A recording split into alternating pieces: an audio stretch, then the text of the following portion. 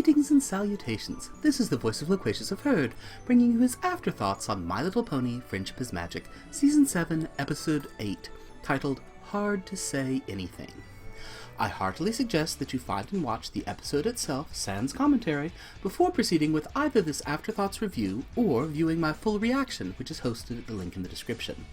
Please support the official release. Be warned, this Afterthoughts review will contain spoilers for the episode itself. With that out of the way, on to the review. This isn't a bad episode, but for me, it isn't a good one either. As a reminder, my personal definition of good television is adapted from author Gene Wolfe's definition of good literature. To wit, my definition of good literature is that which can be read by an educated reader and reread with increased pleasure. While I watched Hard to Say Anything with a moderate degree of pleasure, and I consider myself a modestly well-educated consumer of media, I have not found revisiting this episode has provided me with increased pleasure. If anything, my enjoyment has paled over time. That could change, though, and I'll discuss that later. So, we get a romance-centered episode. Those have been problematic. Usually at least moderately enjoyable, but still problematic. This one is no exception. We're shipping Big Mac. No surprise there. He's already established two possible canon romantic options, making him one of the most shipped characters around. The first possible love interest is Cherilee, the second is Marble Pie. Each of these existing ships, or ship potentials, has some underlying problems, issues that should probably be addressed if we were to actually have a relationship grow out of those two prior interactions. Big Mac and Cherilee's own brief fling got its start due to the interference of the Seam Sea and a love potion. Well, love poison. To have an actual romantic relationship grow out of that initial, non-consensual, magically compelled experience, well, I can see how there might potentially be some subtly distasteful undertones to those two ponies continuing on as anything more than just friends. But these are problems which could be worked through, with some good writing, and goodness knows the show can give us some good writing. As for a relationship between Big Mac and Marble Pie, again, potential problems with that whole possibly being cousins thing. Although all that it would take to resolve lingering doubts would be the strong reminder that Mac and Marble aren't first cousins, or second cousins, or even third cousins, but fourth cousins twice removed by a fifth cousin, which means that their closest common ancestor isn't a parent, which would definitely be illegal, nor a grandparent, which could still probably be illegal, nor even a great-grandparent, which can still get you funny looks in some places. No, their closest relative would either be a great-great-great-grandparent, or their great-great-great-great-great-grandparent, who could potentially have been one of Holder's children. With such a long, distant family connection, striking up a romantic relationship would certainly be feasible. But no. Instead, it seems Big Mac has been traveling to Starlight's old village a lot. Like, a lot. There's some pony there he likes. The Cutie Mark Crusaders pick up on the whole Big Mac is behaving oddly thing and the Big Mac is keeping secrets thing, so they decide to stow away on his latest apple delivery. They bring along the costumes that they've acquired from Rarity's discarded surplus as well. Cutie Mark Crusaders' secret agents are a go. In short order, we see that Big Mac has a crush on Sugar Belle. Really? I am disappointed. Not because Big Mac and Sugar Belle couldn't work as a couple. No, this is a relationship that could be a lot of fun, and a great way to bring Sugar Belle's character back into the spotlight a bit more often.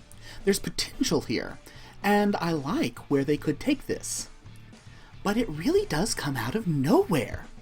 Which wouldn't be a problem for me except for the fact that we've had multiple subtle hints, groundwork laid, to indicate that Big Mac might wind up romantically entangled with some pony else.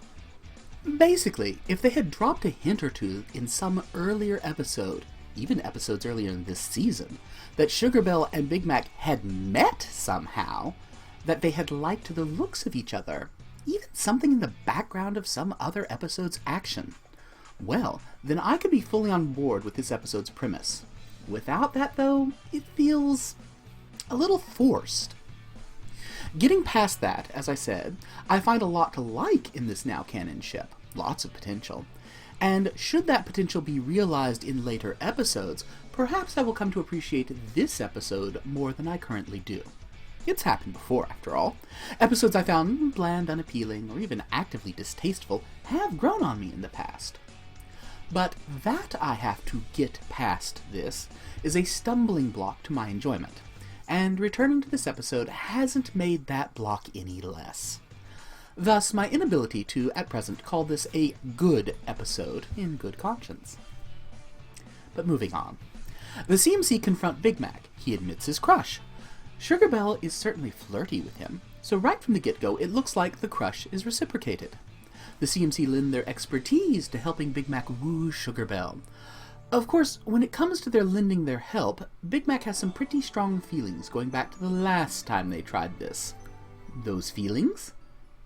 No love potions! Indeed.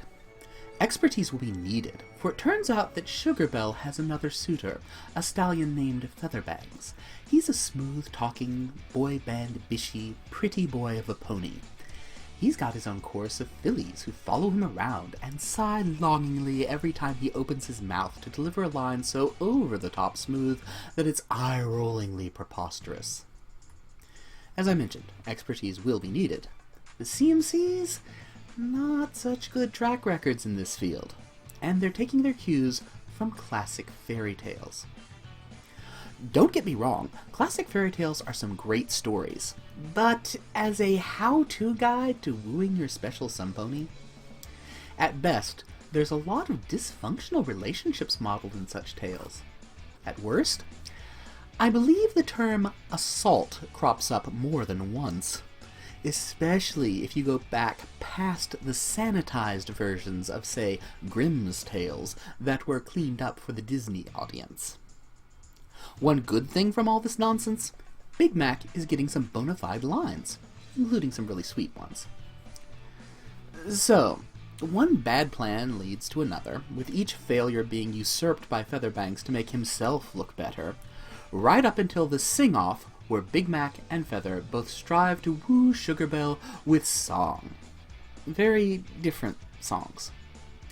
Big Mac's lyrics, not exactly the best. Feather doesn't exactly hit the right note either. And Sugar Belle? By the time the competitive singing reaches its crescendo, she doesn't want anything to do with either of these two stallions, neither of whom seem to get that she's not the sort of stereotypical storybook princess of a filly who appreciates such grand, over-the-top gestures. So, she throws them both out of her shop. The thing is, Big Mac does really get Sugar Belle as a pony.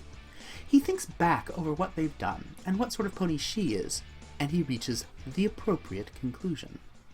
But Sugar Belle's not a fairy tale princess. She's a real pony. She's kind, she works hard, and she's sweeter than everything in her bakery. The time has come to do something that's not just romantic, but that's helpful, that will be appreciated, and that's real. Big Mac needs the CMC's help to run distractions while he repairs and rebuilds Sugar Belle's display counter, expanding and improving it so she can do more of what she loves to do. Cook. Now this actually does touch Sugar Belle's heart, and she did like Big Mac anyway, as seemed obvious enough from the beginning. With apologies and explanations offered for the Cutie Mark Crusaders' well-intentioned, terribly inappropriate, and horrendously executed assistance, Sugar Belle decides to look past the bad and embrace the good. She and Big Mac are now officially each other's special sun pony. And that's sweet.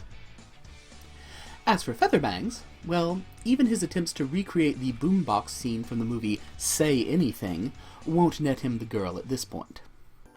Sugar Belle,